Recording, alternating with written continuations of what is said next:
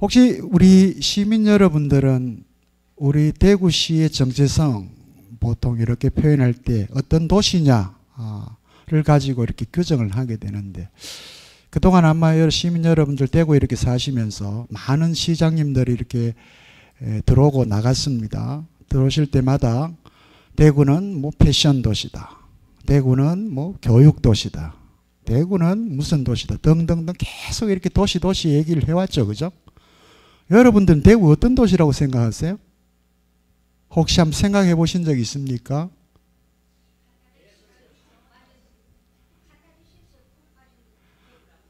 카타르시스에 푹 빠진 도시랍니다. 정화의 도시네요. 그죠?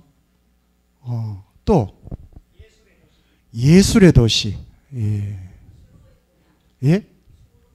추로? 예. 전혀 생각지도 못했던, 예. 다른 곳에서는 그렇게 생각을 한다는 거죠? 그래요? 추로. 공자님, 맹자님이 괜찮으실까 모르겠네요. 예. 또 어떤 도시? 예.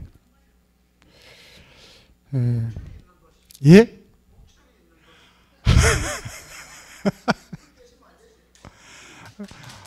고맙습니다. 야, 역시 선생님 센스 있으십니다. 예. 목철이 있는 도시. 제가 이제 이렇게 물었던 것은 오늘 이제 강연해 주실 우리 한만수 전 국장님 같은 경우는 경상북도도 그렇고 대구에서도 그렇고 이 문화체육관광국장님을 하셨습니다. 무엇보다도 이제 문화와 관련해서 많은 관심을 가지고 계셨었고요. 그래서 어떻게 보면 대구를 문화도시로 한번 이렇게 지도를 그려서 꿈을 꿨던 그런 분이기도 합니다. 대구를 만약에 여러분들께 문화도시라고 표현한다면 그게 적절할지 어떨지 모르겠습니다. 한번 생각을 해보시고요. 오늘 우리 한만수 국장님의 강연을 들으면서 대구는 어떤 모습으로 갔으면 좋을까, 이런 것들을 한번 고민해보는 그런 시간을 갖도록 하시기 바랍니다. 먼저 강연 전에 저희 목요철학원 백성균 원장님의 짧은 인사 말씀 듣고 진행하도록 하겠습니다.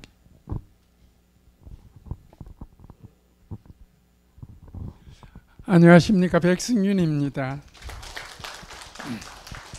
이재성 교수님께서 너무 자세하게 말씀을 해주셔서 제가 여기에 덧붙일 말은 없습니다. 단 하나, 오늘 우리 한 국장님에 대해서는 저희들이 한 10년 이전부터 우리 이 목철 임원 포럼을 위해서 시에서 음으로 양으로 많이 도와주셨습니다. 지금도 퇴직하셨지만 도와주시고 있고 앞으로도 도와주실 것 같습니다. 그러니까 오늘 우리 강연을 들으시면서 박수도 많이 보내주셔야 우리한테 돌아오는 것도 많을 것 같습니다. 그리고 오늘 우리 여기 자치회 한 회장님께서 광고를 하실랍니까? 광고 없이 그냥 할까요? 우리 끝나고 그러면 우리 자치회 한 회장님이 어떤 그 말씀이 있을 것 같습니다. 어쨌든 오늘 한 국장님 멀리 오셔서 고맙습니다. 우리 박수로 환영해 주시길 바랍니다.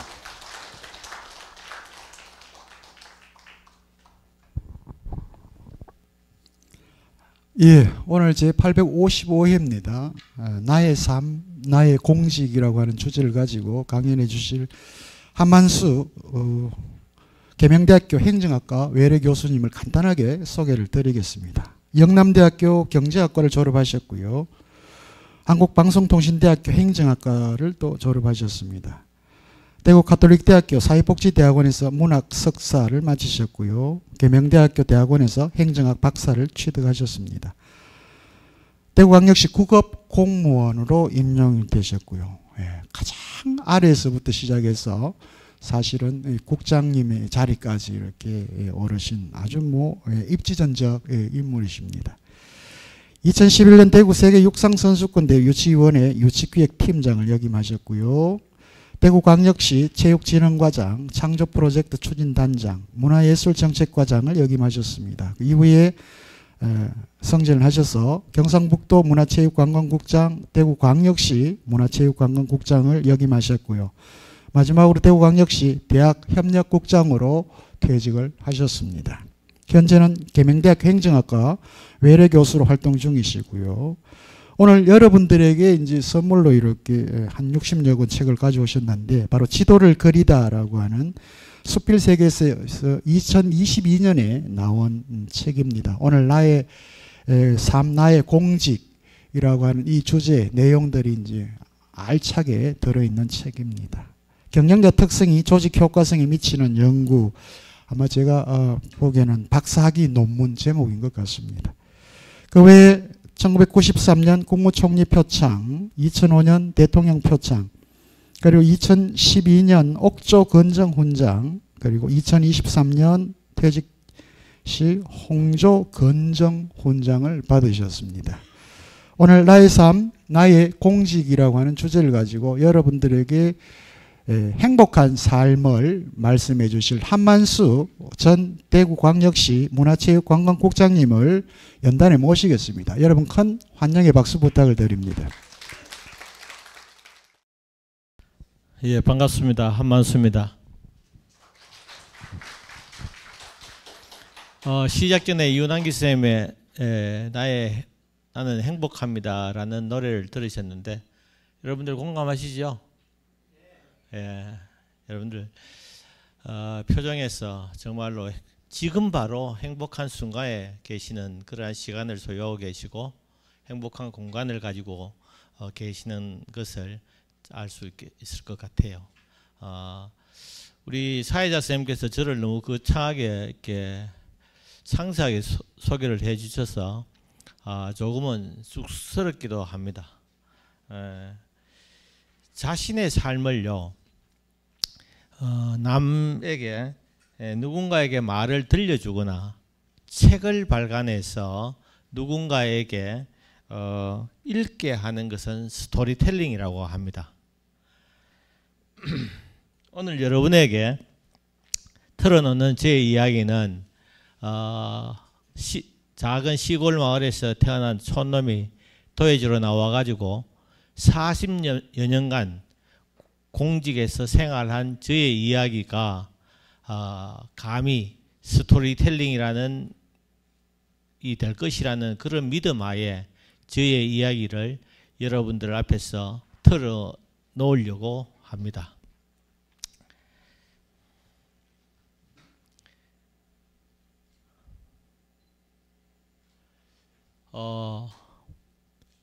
저는 정말로 순박하고 고만고만한 사람들이 모여 사는 소백산 끝자락의 작은 마을에서 가난한 농부이며 장돌뱅이 아들로 태어났습니다. 저는 태어날 때는 5째로 태어났습니다만은 저 위에 두 형이 열병으로 저를 기다려주지 않고 먼저 가는 바람에 셋째로 자랐습니다. 그 형들은 가면서 우리 엄마 가슴에 멍을 들여놓고 갔어요. 근데 5째로 태어난 저가 또 말썽을 피우기 시작했습니다. 37이 되었을 무렵에 지금도 이 목에 커다란 흉터가 남아있는데 혹이 났대요. 우리 흔히 동화집에 나오는 혹부리 영감도 아닌데 혹이 나니까 이 어머니는 얼마나 놀라시고 마음이 아프셨겠어요. 그런 이제 어머니 마음을 외할아버지께서 제가 죽지 않고 살아만 달라고 이름을 1만 만자 목숨 숫자 써서 만수라고 지었답니다. 참 저를 아시는 많은 분들이 제게 이름 석자를 한문으로 써서 보내올 때 1만 만자는 맞는데 숫자를 물가 숫자, 지킬 숫자, 빼어날 숫자 뭐 이런 글씨를 써오는데 저 앞에 보이는 목숨 숫자입니다. 그 목숨이 길게 지금까지 잘 살아오고 있습니다. 이 37 무렵에 난 혹은요 점점 커지고 이제 곪기 시작했어요. 곪으니까 우리 어머니께서 매일같이 입으로 고름을 짜냈대요. 그렇게 자라왔고, 그런 그 지극한 그 지독지정의 정성으로 어머니는 저를 키우셨어요. 그 덕분에 어머니의 그 은혜의 가문이라도 하든 저는 조금 다른 사람들보다, 다른 애들보다 영민하게 자랐답니다. 공부도 조금 더 잘했답니다. 그래서 10월에서 중학교를 그렇게 마치고 소위 말하는 청운의 꿈을 안고 대구 연합고사를 쳐서 대구로 유학을 왔어요. 대구 유학 와가지고는 그 좀 형편이 좀 괜찮은 그 친척 집에 저와 같은 동갑내기가 있는 친척 집에 얹혀서 고등학교를 다녔습니다. 작은 행동 하나하나에도, 그리고 저의 일거수일투족은 늘 그 동갑내기와 비교의 대상이 되었습니다. 참 힘들었습니다. 그래서 부모님을 졸랐습니다. 졸라서 하숙도 하다가 자취도 하다가 그렇게 이제 고등학교 생활을 보내다가 고등학교 3학년이 되면서는 동네에 있는 독서실에서 생활을 했습니다. 독서실 청소를 제가 해주면, 독서실에 제가 이게 다리를 쭉 뻗고 잘 수 있는 공간은 아니었어요. 다리를 웅크려야 잠을 잘 수 있는 그 공간에서 잠을 자고, 독서실 청소하고, 독서실에 드나드는 저와 같은 친구들을 이제 케어하는 일을 하면서 생활을 했습니다. 고등학교 3학년 때 지금처럼 머리를 한 번도 길러보지 못했어요. 아침에 일어나서 머리를 감으려고 그러면은 따뜻한 물이 있어야 될 거 아니에요. 간밤에 저는 그 병원에 쓰는 핫팩 있지 않습니까? 그 핫팩에 물을 데워서 꺼안고 이제 추위를 잡니다. 자고 있나면 그 물로 미지근하죠. 아침에 세수를 해요. 그러려고 그러니까 머리가 길면 머리 다 못 감지 않습니까? 비누칠도 못하고 헹구지도 못하는데 물이 부족해서. 그래서 늘 이렇게 니부가리로, 빡빡머리로 그렇게 생활을 했습니다. 그러다가 대학을 도왔는데, 어려운 형편이 저를 이제 이런저런 아르바이트로 저를 하도록 만들었습니다. 전단지도 뿌리내고, 전단지를 전봇대에 붙이기도 하고, 신문도 배달해 보기도 하고, 하지만 그런 걸 가지고 용돈은 될지언정 등록금에 전혀 도움이 안 됐어요. 그래서 석유 배달을 했습니다. 선생님들 잘 아시죠? 석유 한 발 시키면 배달 18리터 오잖아요. 한 대는 배달하는 사람의 몫이에요.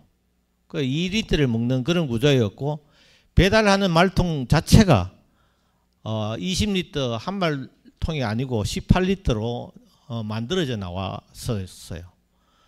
근데 그 주유소에 앉아가지고 심심하니까 주유소에 청소도 하고 앉아 기다려 보면은 석유 갖다 달라고 하는 배달 요청 전화가 정말로 가뭄에 콩나듯이 따문따문 오니까 등록금에 보탬이 되기는커녕 정신값도 안 되겠어요. 그래서 제가 자전거에다 석유 말통을 싣고 이제 그 교동시장 주변으로 이제 막 다녔어요. 그러니까 매출이 오르더라고요. 신이 났어요.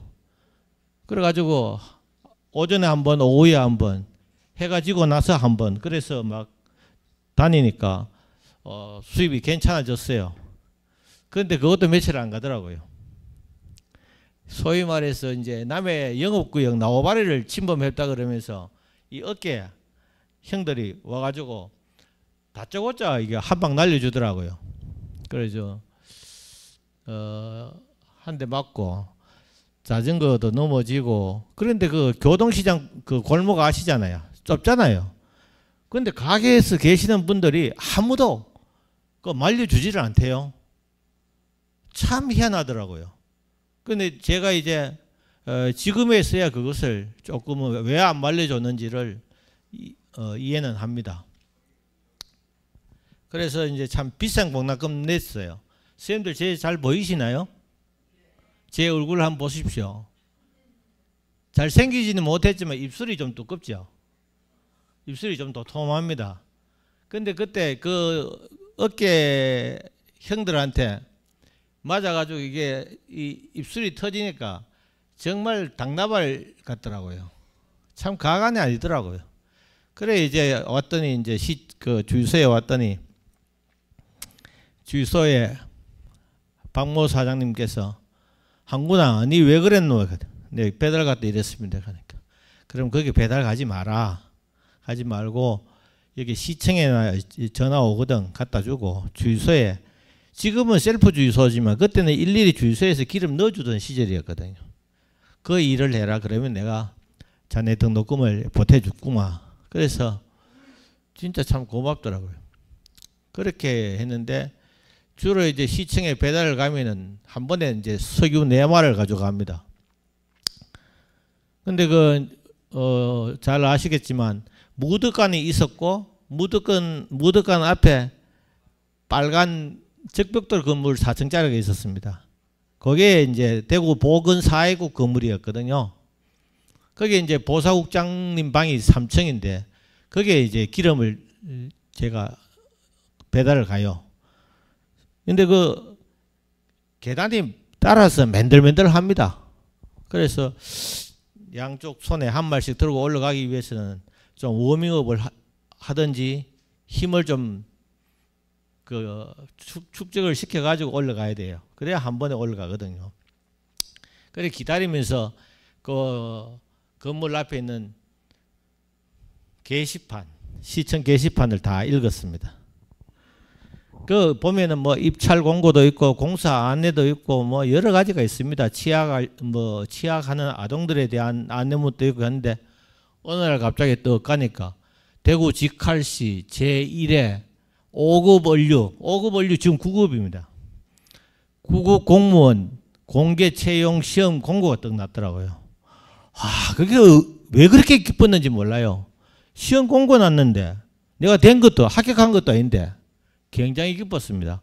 내가 이걸 하면 되겠구나. 그래가지고 원서 접수하는 날을 내 친구랑 같이 자취하는 달력에 사인펜으로 꾸준히 그려놨어요. 그래놓고 접수하는 당일날 첫날 남모에 가가지고 접수를 시켰습니다. 그래가 공무원 시작을 했어요. 그래 공무원 시작을 했는데 이제 동사무소에 가니까 이게 말이 아닌 거예요. 이게 진짜 말단 동석이의 초년병의 생활은 그야말로 하루하루가 우당탕탕이었습니다. 제가 그 첫 발령을 받았던 이 지역이 선생님들 신천아파트 아시죠? 신천아파트가 월남에서 오신 미망인들, 전몰 군경 미망인들, 아주 생활이 공공한 사람들 이런 분들이 주로 사는 곳이었어요. 그게 제가 맡은 담당 구역이고 그 아파트 밑에 열통이라는 구역이 있었는데 하신탕 목욕탕 주변 거인데 통장님들께서 이게 자기 아들 같은 놈이 이제 야간에 대학 다니면서 공무원 하겠다고 오니까 도와주기는커녕 통마다 이게 고질적인 민원이 한두 개씩 다 있었는 거예요. 그거를 이제 이 모를 때 얼렁뚱땅 해결하려고 저한테 매일 가져오는 거예요. 야, 참 뭐라 그럴까요? 참 야속하더라고요. 그런데 어느 날 아침에 이제 출근해가지고 캐비넷 문도 안 열었어요. 안 열었는데 통장님께서 이 다리가 O자형으로 굽은 할머니 한 분을 모시고 와서 이 할머니 아침에 먹을 게 없어서 밥도 못 먹었다고 얘기를 해요. 뭘 좀 도와줘야 되지 않냐 했거든. 그래 그거를 이제 옆에 지켜보시던 사무장님께서 통장을 막무락하더라고요. 신청 공무원 이제 출근한 지 열흘도 안 됐는데 그게 뭘 어떻게 안다고 그걸 아침부터 이래 데리고 모시고 왔냐고 막 뭐렇게 하더라고요. 그래 이제 보내고 나서 그때 저는 이제 할머니가 이게 오다리를 가지고 이래 걸어가시는 모습이 너무 짠한 거예요. 저도 돈이 없어서 야간 대학 다니려고 공무원도 왔지만 저는 그래도 젊잖아요. 그래서 계속 마음에 걸려 있었어요. 그래서 제가 생활보호 담당하시는 분에게 하니까 어설프게 덤비지 마라 하더라고요. 그 말도 참 인정머리 없이 하더라고. 그래서 제가 그랬습니다. 그러면은 어떻게 하나 하다가 제가 라면을 한 박스 사고 제가 우리 집에서 라면이 처음 나왔을 때 라면에다가 국수를 넣으면 양이 부풀어지잖아요. 그래서 형제간에 먹었던 기억이 나서 그 국수하고 라면 한 박스를 사서 통장님을 갖다 주고 통장 보고 갖다 드리라. 그래 뭐라도 잡숫게는 해야 되지 않겠나 했어요. 그래 한 사날 지났을까 비슷한 할머니들이 막 와가지고 저한테 막 사대질을 막 하는 거예요. 왜 그 할맛이 도와줬냐 이거죠. 야 이게 우리 대구 사회잖아요. 지금도 그렇잖아요. 누구 잘 되면은 아이고 잘했다 하고 엉덩이 쳐주기는 그냥 막 이렇게 하잖아요. 그래서 제가 가만히 듣고 있으니까 할머니들 하는 얘기가 그 할머니는 교동에서 물론 길가에 난전이더라고요. 난전에서 미군 부대에서 흘러나오는 자파를 팔고 달러를 바꿔주고 그 신천 아파트 그거 9평인가 뭐 그래 그것도 자기 이름으로 되어 있는 거래요. 예. 그런데 그 할머니는 도와주고 나는 왜 안 도와주는 거예요. 야 이게 난감한 게. 예?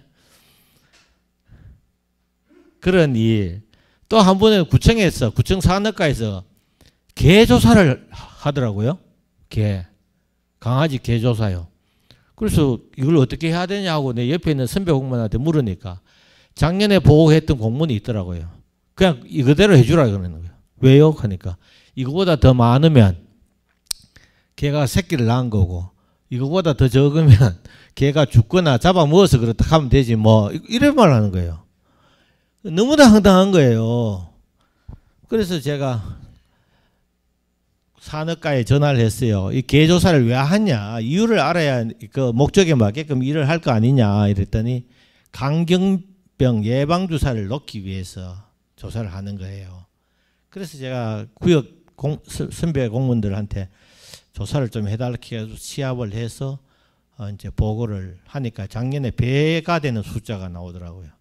그래서 그 옆에 앉은 그 선배 공무원하고 진짜 참 1년 동안 같이 있는 게 굉장히 힘들었던 것도 있었고 한 번은 이제 또 동사무소 그 골목이 전부 좁잖아요. 그 출장 가는데 어떤 아가씨가 퍽 쓰러져 있는 거예요. 그래 흔들어도 꼼짝도 안 해요. 그래가지고 무슨 마음이 들었던지 들쳐없고 그 신성교 옆에 가면 병원이 있어요. 예, 지성병원. 그쯤 뛰어갔어요. 그쯤 얻고 뛰어가가지고 병원에 이제 앉혀놓고 의사한테 이 좀 봐달라고 얘기를 떡 하는데 부시시 일어나는 거예요. 아이고, 네, 참. 이 간질병이더라고요. 그것도 모르고, 그래, 정말로 막 자충우도를 하면서 이제 동석이 1년을 하고 나서 이제 수도사업소로 이제 발령이 났어요. 수도사업소에 발령 가자마자 그해 여름이 대구가 가뭄과 폭염으로 연일 뉴스에 나오던 그 시절인데 해필이면 그때 이제 수도 계량기를 검침하시는 분이 백내장 수술을 해가지고 제가 4건이고 그분이 외건인데 제가 이제 검침을 갔어요. 제가 그 맡은 구역이 비산 1동 아시죠? 때때만데 예, 예. 아이고 막 그 이제 갔는데 때때만데 올라가는 것만 해도 땀이 막 젖는 기라. 그래가지고 이제 또 들어갔어요. 들어가가지고 물이나 한 잔 얻어 먹어야 되겠다 하고 이제 그 들어갔는데 들어가니까 이 마루에 아주머니 한 서너 분이 앉아 계시더라고. 그래가지고 숫기가 그렇게 없지는 않았는데 물부터 얻어먹고 해서 물 얻어먹고 나왔을 텐데 계란기 검침하려고 계란기 뚜껑을 여니까 그 제일 젊은 아줌마가 하시는 말씀이 어이 총각 보소 물이나 좀 주고 돈 매기소 이렇게 하는 거예요. 얼라도 못 시킨다 이렇게 하는 거예요. 야, 참 황당하대요. 또 그가게 우리나라 사람들은 다 영웅 심리가 있어서 혼자 말하기가 어렵지 옆에서 누가 뭐 하면 같이 얘기 잘하잖아요. 물도 안 주고 돈은 무슨 돈을 매기노 또 이래네. 그러면 물 얻어먹는 기는커녕 뭐 검치 싹딱하고 고지서 주고 버득 나와버렸죠. 그래가 나와가지고 해보니까 검침하러 들어갔다가 개가 달게 들어가지고 나무 차 위에 올라가 보기도 하고 참 별짓 다 하면서 그날 하루 일과를 마쳤어요. 그래 이제 사무실에 들어와서 수돗물은 공무팀에서 하거든요. 공무계가 물을 주거든요. 그래 가서 얘기했어요. 일손이 없어서 못 한다는 거예요. 그 사무실에 올라와서 가만히 앉아 있으니까 참 막막하더라고요. 그래서 이제 소장님한테 갔죠. 소장님한테 가서 사실상 때를 썼죠. 어디 그런 구역이 한두 군데겠습니까? 그래가지고 그 다음날 이제 물차가 나가기로 결정은 됐는데 그럼 누가 가서 물 호수를 잡아주는 사람이 있어야 될 거 아니에요. 그걸 저보고 하라는 거예요. 좋다 그래도 뭐 물을 줄 수 있으니까 가자 이래가지고 가니까 막 동네 아줌마들이 막 빨간 고무다라이에 바게스에 심지어 주전자까지 줄을 쫙 쌓아놨습니다. 쌓아놨는데 제가 물차가 도착하니까 서로 자기 줄에 붙어 시작이랑 싸우는 거예요. 그래 이제 어느 덩치 큰 이 아주머니가 소리를 백낙같이 지르면서 여기서부터 해라고 하면서 딱 교통정리를 해주시더라고. 그래 이제 그날 이래가지고 교통정리 하려고 이래 군데군데 모여가 계신 분들 중에 첫날 저한테 총각 보속했던 아줌매도 나와 있고 돈 맥이라고 소리쳤던 아줌매도 나와 있고 다 나와 계시더라고요. 그러니까 애들은 그것도 모르고 그저 물차가 나와야 막 신이 나 옆에 주위에 뛰댕기고 그래 물을 놔놨어요. 근데 덥기는 덥지 물은 출출 흘러가 옷은 다 베렸지 이 땀은 이게 안경 속으로 오는데 닦을 수가 있나요? 그렇지도 못하고 다 나눠줬습니다. 나눠주고 나니까 오리온에서 나오는 초코파이 정 아직도 못 있습니다. 초코파이 2개 딱 주시면서 그 뚱뚱한 아주머니가 아마 동네 구장쯤 되는 것 같아요. 그래가지고 그분이 2개를 떡 주면서 기사 양반하고 1개씩 농갈라 무라 이렇게 하면서 주시더라고. 그래 그 보는 데서 먹지도 못하고 차에 올라 앉아가지고 초코파이 하나가 그렇게 맛있는 줄 몰랐습니다. 그래 요즘도 초코파이 가면 무조건 오리온에서 나오는 정 오리파이 그 초코파이를 먹습니다. 그래가지고 왔는데 일은 더 터졌어요. 그 옆 마을에서 가만히 있겠습니까? 그래가지고 아마 한 사날 한 이틀 더 했을 거예요. 그래 하면서 이제 한 날 저녁에도 오니까 제 책상 위에 메모가 있는 거예요. 총각 큰 소리 질러서 미안해요. 고마웠어요. 이 메모가 딱 되어 있는 거예요. 이거 밝히지 않더라도 첫날 저한테 말했던 그 갔는 애 엄마가 전화를 해서 고맙다고 하는 거예요. 그래서 이제 그 공무원에 대한 어떤 심지라 그럴까? 그것도 희미했어요. 그냥 그저 대학 다니기 위해서 내가 이 공무원 한다.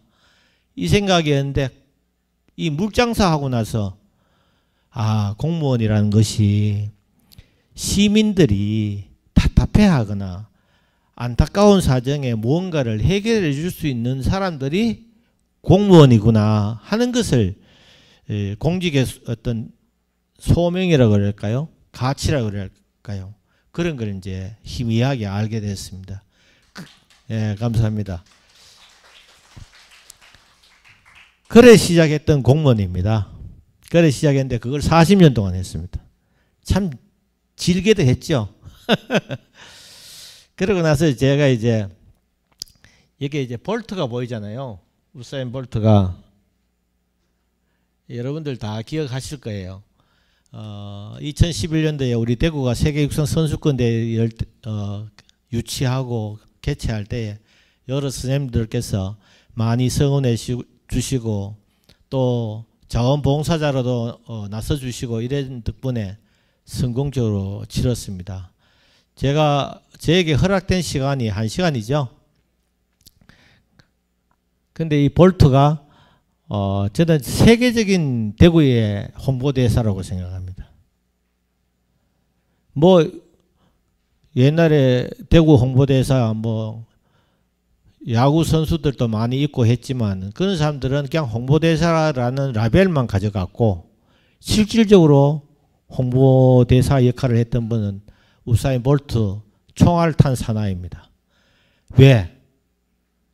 대회 3일차 되는 날 100m 결승에서 뭐 했어요? 탈락했어.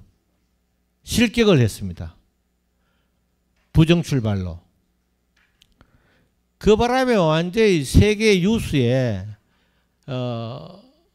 탑 뉴스였어요. 그때 실검색어 대구가 1위입니다. 그때 그 SI.com이라는 국제 세계적인 스포츠 뉴스지에 그해 최고의 뉴스가 우사인 볼트 대구 경기에서 탈락한 겁니다. 탈락한 그 모습 뭐 우통 훅 벗어 제끼고 막 분노의 모습으로 운동장을 떠났습니다. 떠나고 나서 3일 뒤에 200m 달리기에서 금메달을 땄습니다. 또다시 대구대에서 우사인 볼트는 화려하게 부활했다라는 뉴스가 타전을 하게 됩니다. 그리고 대회 마지막 날 이 자마이카의 머스마 4명이 400m 릴레이에서 세계 신기록을 쌓아 올린 거예요. 이만큼 대구를 세계에 알린 사람은 아무도 없습니다.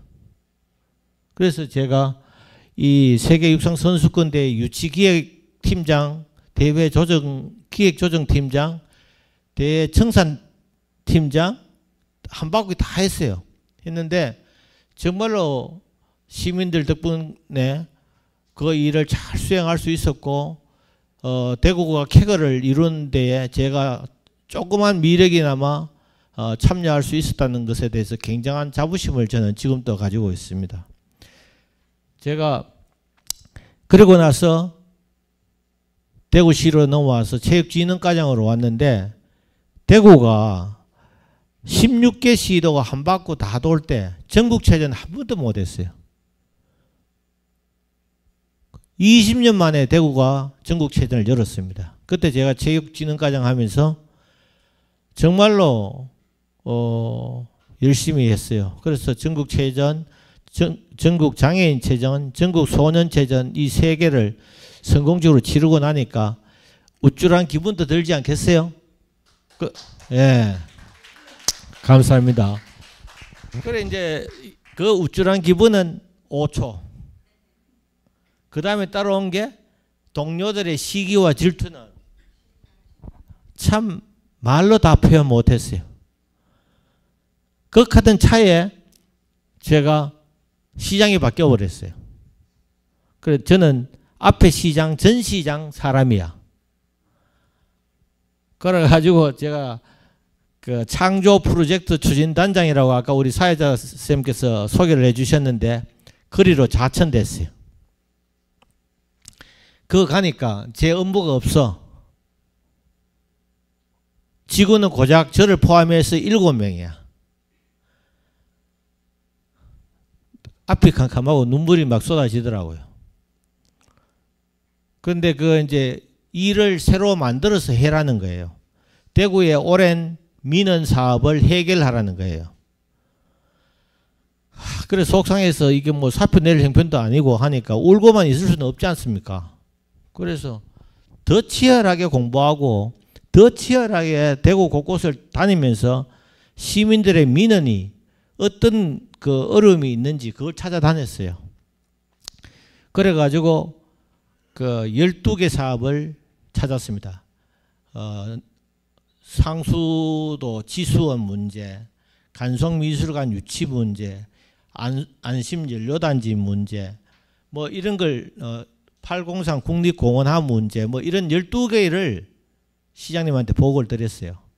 보고를 드렸는데 시장님께서 저한테 승인을 해주고는 신천 프로젝트 안심연료단지 주변에 진폐증으로 고생하시는 시민들 문제 해결하라고 요 2개를 딱 승인을 해주더라고요.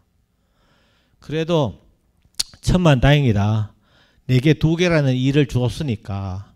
그래 진짜 그거를 축제사자 팠어요. 근데 제 성에는 안 찼어요. 12개 했는데 2개 했어요. 그래서 이제 간송미술관은 제가 임의대로 제가 시작을 했죠. 그래서 간송미술관 선생님들 더 잘 아시잖아요. 우리나라 3대 살인미술관 하나고 간송 전영필 선생께서 송파구 일대에 만석군의 지주였잖아요. 그 땅을 팔아서 국가문화재를 사모아서 일본 가서 사가지고 오기도 하고 이래 했거든요. 이분이 그 모은 문화재를 보관하기 위해서 지은 건물이 지금 간송미술관이에요. 보화각. 거기 1938년도에 박길용 건축사가 처음 지은 한국의 최초의 근대 건축물입니다. 선생님들 1938년도 참 재미있는 연도입니다. 삼성의 이병철 회장께서는 대구에 국수공장을 38년도에 지었어요. 간송 전영필 선생은 1938년도에 보화각을 지어서 문화보국을 실천을 했습니다. 그때 전영필 선생이 이병철 회장보다 훨씬 더 많은 부를 가지고 있었습니다. 그런데 한 분은 문화보고 국가문화재를 지키겠다는 정신을 가졌고 한 분은 경제적인 부를 이루기 위해서 국수공장을 차렸던 겁니다. 두 분의 지금의 결과는 어떻습니까? 참 가치가 그만큼 중요한 거죠. 그래서 간송미술관을 유치했는데 저 간송미술관 유치하고 나서 제가 감사원 감사에 분리가 가지고 2주 동안 고생했습니다. 우리 대구에 계시는 분들이 간송미술관 유치를 하지 말라는 거예요. 간송미술관에 드는 돈을 우리 대구에 있는 예술인들에게 달라는 거예요. 참 어이가 없죠. 그래 제가 처음에는 협약서예요. MOU. 뭐 요즘 보면 시장님들, 구청장님들, 도지사님들 무슨 MOU 체결했다고 협약 체결했다 하는 거 있잖아요. 그거 전부 뻥입니다. 그거 무슨 구속력이 있어요. 구속력도 없어요. 근데 MOU 체결을 해놔놓고 행정력 투입하면 그 손해 누가 책임져요? 아무도 책임질 사람 없어요. 그래서 쟤는 MOU를 협약을 체결하자는데 간송에다 대고 준비를 하게 되면 뭐 돈이 들 거 아니에요. 볼펜 한 자라도 사야 될 거 아니에요. 그래서 MOU 안 된다. 계약서 하자. 그래서 나중에 서로의 계약을 위반한 사람이 손해를 물어주도록 해야 된다. 그래서 계약서를 했고요. 근데 저보고 왜 계약서를 의회 동의 안 받고 계약을 했냐 이거예요. 그게 이제 잘못이고 또 한 가지 잘못은 영구히 배타적으로 운영한다 이랬어요. 왜 영구히 배타적으로 운영하냐. 어이가 없지 않습니까? 저는 500억을 들여서 집을 짓는데 간송이 짓다가 내일이라도 도망가 버리면 그 건물 어디 있어요? 그래서 영구히 해야 된다. 또 배타적으로 간송이 대구에 분관을 지었잖아요. 저자 강주나 인천에다 지으면 어떻게 해요 또? 그러면 대구는 뭐 닭줬던 개 되잖아요. 그래서 분관을 대구만 하고 다른 데는 하지 마라. 그리고 계속해라. 이거를 담보하기 위해서 변호사 자문, 회계, 예규를 거쳐서 했는데 이게 잘못됐다고 저한테 14일 동안 2주일 동안 감사를 하더라고요. 피가 마르고 막 억장이 무너지더라고요. 근데 2주일 동안 감사를 하고 나서 저한테 뭘 줬는지 아세요?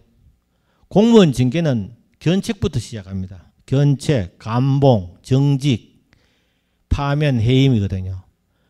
이 징계 하나 없이 그냥 주의 주더라. 주의. 앞으로 조심하시오. 이러면.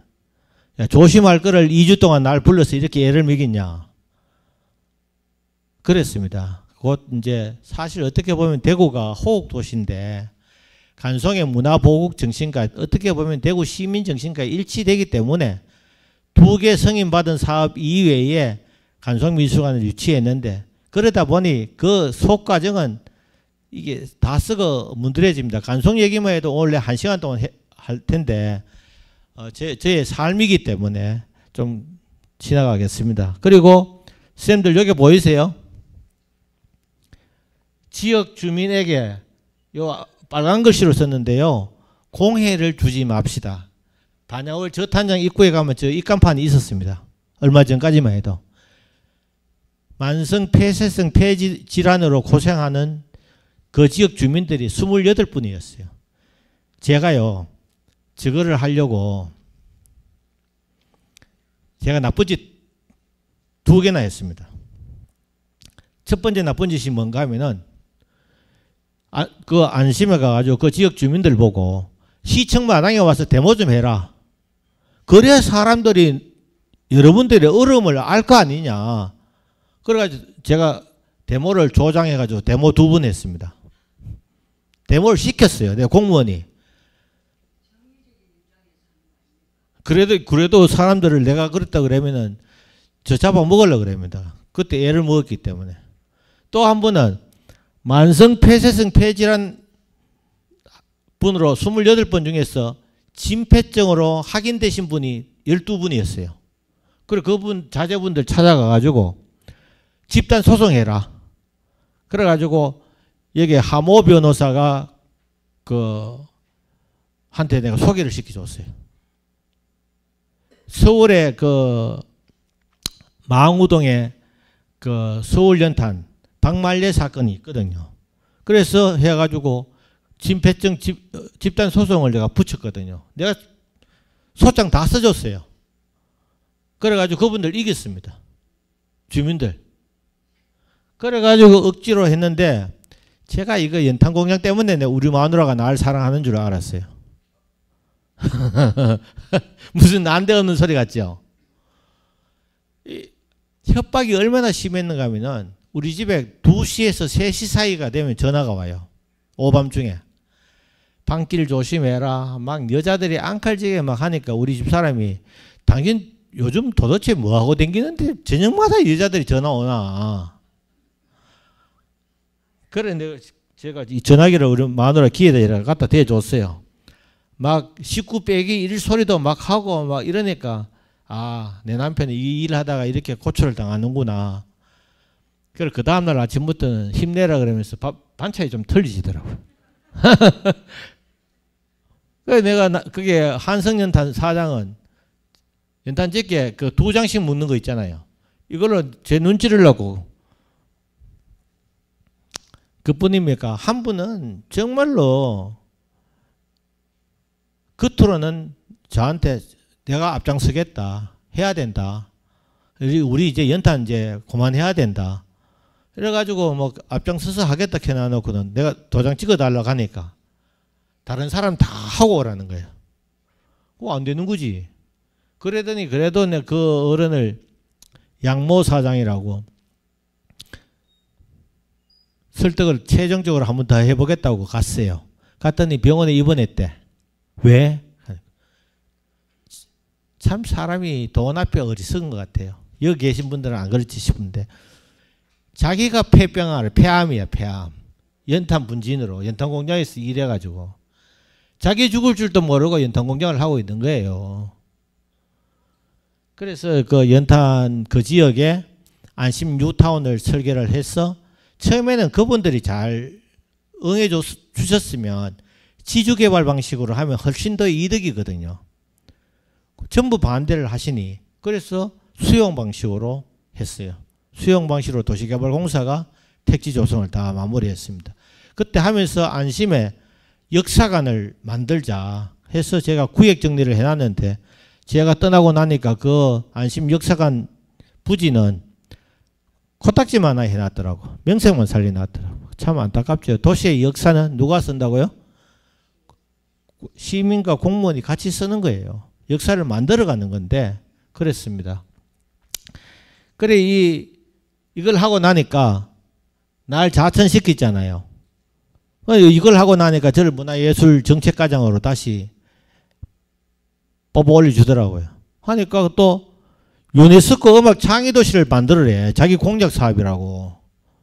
그래 또 저걸 이제 어렵게 해냈습니다. 해내고 나니까 문화체육관광국장을 시켜주더라고요. 근데 제가 재직 중에 다 잘했냐? 천만의 말씀. 제일 아쉬운 게 이 문화도시 사업입니다. 여러분들 아까 우리 사회자 선생님께서 말씀을 하시던데 대곡 하면 뭐가 생각납니까? 아까 여러분들 뭐 카타르시스 뭐 목철의 도시는 저도 공감합니다. 근데 서울은 대한민국의 수도예요. 그죠?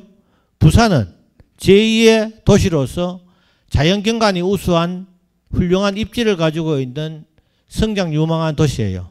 대구는 과거에 뭐 능금도시라 했다, 사과도시다 했다, 미인도시 했다가 문희갑 시장 때는 패션도시 했다가 대구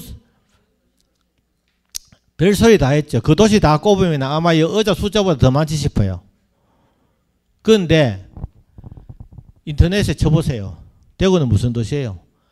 뭐 고담, 사고 입에 올리기조차 싫은 그런 도시가 대구의 브랜드로 자리 잡고 있습니다.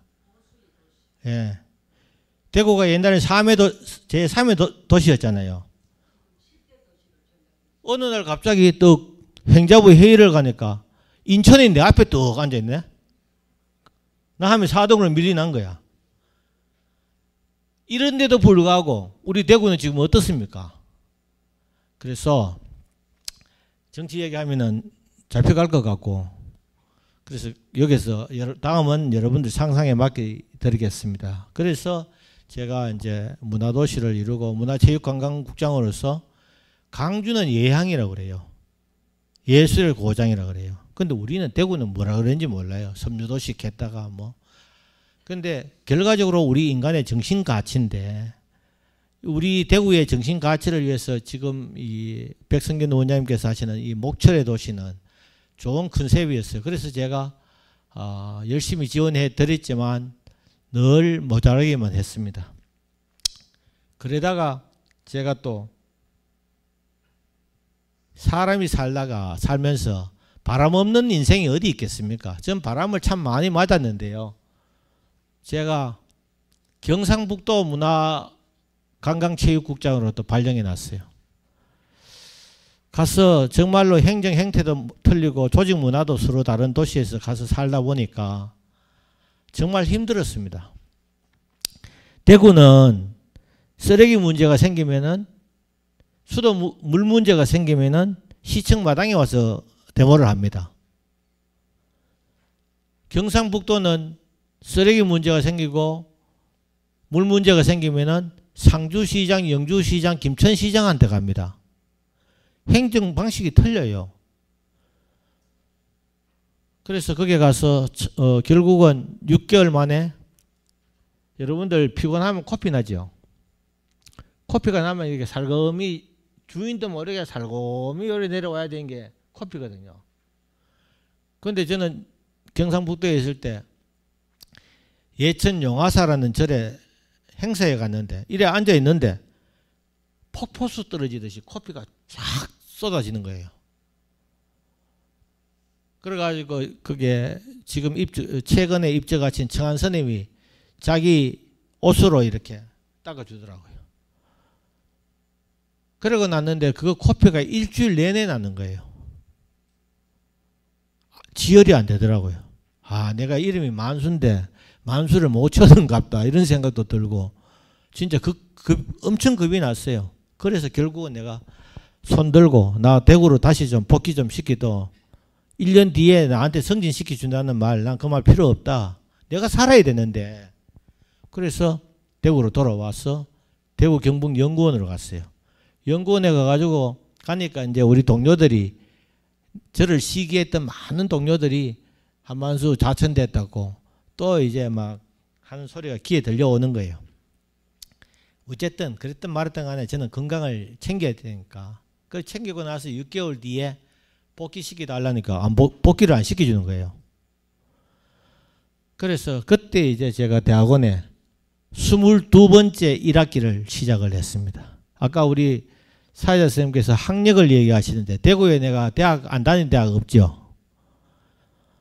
근데 가서 제가 공직에서 이 얻은 경험을 가지고 학위를 받고 싶었어요. 받아서 지역에 있는 문화예술인들을 위한 컨설팅도 해드리고 또 우리 지역의 문화를 좀 문화적 도시로 브랜드화 시키는 일에 나서고 싶어서 그렇게 이제 대학을 갔습니다. 대학을 가서 박사 학위를 받고 그리고 나서 이제 지금 우리 계명대학교에서 강의를 하고 있습니다. 하고 있고, 예, 감사합니다. 그래서 이제 최근에 이제 저는 그동안 제가 어떤 일로 뭐 지쳤거나 어려움에 처했을 적마다 낙담하고 그냥 앉아 있기에는 부족하다. 이게 제 삶의 태도였어요. 사랑의 가치를 아는 분은 사랑을 한다잖아요. 희망의 힘을 믿는 사람은 끝까지 포기하지 않고 최선을 다하는 것이 나 자신에 대한 최소한의 예의다. 저는 이렇게 생각을 했어요. 그렇게 해서 최선을 다한다는 것은요, 조그마한 거, 아주 하찮은 것이라도 해봐야 되는데 하는 아쉬움이 나오면 그것은 최선을 다한 게 아니죠. 할 수 있는 건 다 해보는 게 최선을 다하는 것이라고 생각을 합니다. 그리고 그 최선을 다하지 않을 때는 반드시 후회하기 마련이거든요. 그래서 저는 지금까지 그렇게 공직 40년을 살아왔습니다. 지금 이제 선생님들 앞에 저 나이를 말씀드려서 매우 송구한데요. 저는 지금 이갑자의 인생을 살고 있습니다. 대학에서 강의도 하면서 젊은 친구들하고 정말 내가 공부할 때 그 열정으로 강의를 합니다. 그리고 최근에는 삶과 문화라는 주식회사를 하나 만들었어요. 1인 기업입니다. 그래서 내가 컨설팅도 하고 연구 용역도 하고 지금 연구 용역 이제 2개 수주했습니다. 그래서 그렇게 이제 급할 것도 없고, 그죠? 그저 뭐 담백하게 담담하게 그래 인생 3장을 살아갑니다. 남한테 서운한 감정 느끼면 그때그때 내버리고 좋은 감정 받으면 오랫동안 생각하고, 그리고 남한테 나쁜 생각이 들면 바로바로 지워버리고, 그죠? 그렇게 즐거운 삶을 살려고 합니다. 근데 제가 다시 인생을 한생에서 다시 청년기로 돌아가서 직업을 구할 나이가 된다면 어떻게 할 거냐? 저는 뒤도 돌아보지 않고 다시 공직에 들어갈 겁니다. 예. 제가 공무원 시작할 때 시장님께서 하신 말씀이 있습니다. 지방의 역사를 바꾸는 사람은 공무원이다. 지방의 역사를 바꾸는 사람은 공무원이다. 라는 그 말씀, 저는 대구에 지도를 바꾸려고, 문화 지도를 바꾸려고 굉장히 열심히 살아왔다. 저 스스로 그렇게 생각하고 자부심을 가지고 자위도 합니다. 그래서 제가 또다시 시작을 한다 그러면 그렇게 살아서 마지막에 지금 이렇게 환하게 웃는 다음의 삶을 살고 싶습니다. 그리고 저의 부족한 이런 얘기가 선생님들의 아르떼에게 조그만 도움이 되었으면 하는 간절한 마음 있고요. 또 저의 이 부족한 삶의 얘기지만은 선생님들 앞에서 말을 할 수 있도록, 스토리를 풀어나갈 수 있도록 기회를 주신 우리 모교철학원 백승균 원장님과 비롯한 우리 가족들에게 고맙다는 말씀드리고, 허접한 얘기라 생각 안 하시고 잘 들어주신 여러 선생님들께 정말 감사드립니다. 마무리하겠습니다. 정말 저는 지금 제가 어려움을 당했을 적마다 누군가가 저를 위해서 많은 기도를 해주셨어요. 그 기도 힘 덕분에 포기하지 않았습니다. 다시 벌떡벌떡 일어났어요. 그렇게 기도해 주신 분들에게 감사하고, 또 그때 당시에 까칠하고 완벽주의자고 일 중독자인 저와 함께 일했던 동료들에게 정말로 감사하다는 마음으로 그렇게 살아갑니다. 아무튼 여러분들 늘 건강하시고 처음에 들으셨던 윤한기 선생님의 노래처럼 늘 행복한 시간, 행복한 삶, 행복한 공간을 소유하시는 여러분들이 되시길 바라면서 제 강의를 마치겠습니다. 감사합니다.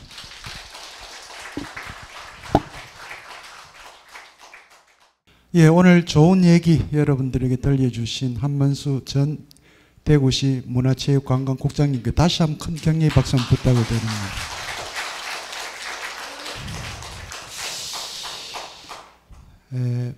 의사의 아버지라 그러죠. 히포크라테스, 뭐 여러분들도 많이 들어보셨을 텐데, 히포크라테스가 했던 말이 아주 많이 회자되고 있는 표현 중에 하나가, 제가 언젠가 한번 우리 시민 여러분에게도 말씀을 드렸던 것 같습니다. 최고의 운동은 뭐다? 걷기다. 최고의 운동은 걷기다. 특히 이제 시민 여러분들한테 아주 요청되는 그런 운동일 수도 있을 겁니다. 많이 걸으십시오. 많이 걸으시고. 그리고 최고의 명약은, 양약은 뭐다? 웃습니다. 예, 웃습니다. 아까 우리 여기 지금 우리 한만수 국장님 한번 보십시오. 저 웃음입니다.